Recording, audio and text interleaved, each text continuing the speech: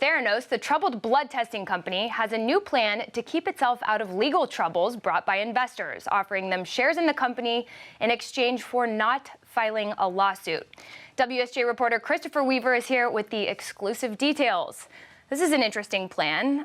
Break it down for us. What exactly does this mean? Like I've never seen before. It's an offer by this company to give its existing investors more shares for free, many more shares for free, in exchange for their promise not to sue. Remember, Theranos has already faced a slew of regulatory and legal troubles, including a big suit from another earlier investor. Which Wall Street Journal has detailed step by step. I would encourage everyone to get online and read those reports. But at this point, where things stand, how is the founder, Elizabeth Holmes, affected? Right, so she's giving up a lot of shares, potentially, if this agreement is consummated in the next couple of weeks, which is possible. The company's approved the deal. The shareholders still need to sign on for it, but the shares they get would come from her personal stake. So she'd be giving up not control of the company, but a lot of her potential equity. It's not clear what a share of Theranos is worth right now. It's a closely held company. These shares are illiquid, so there's no market for them, really. What's your guess? Do we have any estimates? I think a lot of investors have written down, at least internally, their investment to zero, and it's not clear that the company, has any way to earn money right now. They don't have regulatory approval for any product. They shut down their labs. Their founder is banned from going in the lab. Yeah, they have a lot of problems. Pending an appeal, she's banned from the industry that she once sought to revolutionize. So what's in this for investors? Why would anyone accept this offer? I think, I think many of them had already, reached the conclusion that they were going to lose whatever their investment was, and many weren't really planning on the headache of suing the company anyway, so they don't feel like they're giving up that much, perhaps.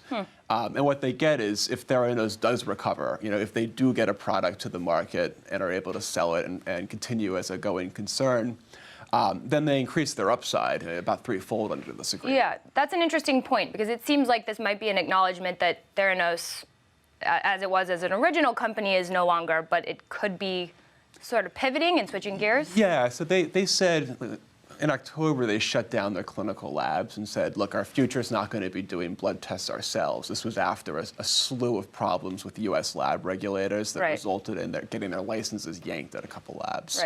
And they said what they were going to do instead was try to develop a testing platform, a technology that they could sell to other companies like LabCorp, Quest Diagnostics. And that's still the plan? And that's still their plan, but they're not there yet. They have to get that thing approved by the FDA. That's a process that takes a long time. It has to work. They have to find a market for it. And all of those things are at this particular moment, unclear. Remind us who some of the big name investors are, by the way. Yeah, so they attracted investment from a bunch of investors who are not typical backers of startups. Some of them include the Italian industrialist John Elkann, the family that founded Walmart, the Waltons, and the owner of our parent company, News Corp, or the chairman rather, Rupert Murdoch. Right, and what's his plan? He said no to this offer. So yeah, not interested. So Mr. Murdoch rejected this offer out of hand, and what he sought to do instead was sell his shares back to the company in order to be able to document an investment loss for tax purposes and get a big write-off. All right. And our sources say that he's ultimately succeeded in doing that, selling them back for just a nominal, a tiny amount of his $125 million investment. Ooh, and a lot of money to lose. Yeah, one source tells us he sold it back for $1. Wow.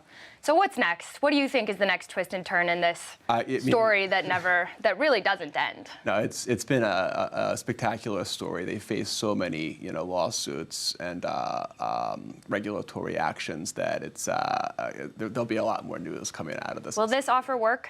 Will it really prevent lawsuits?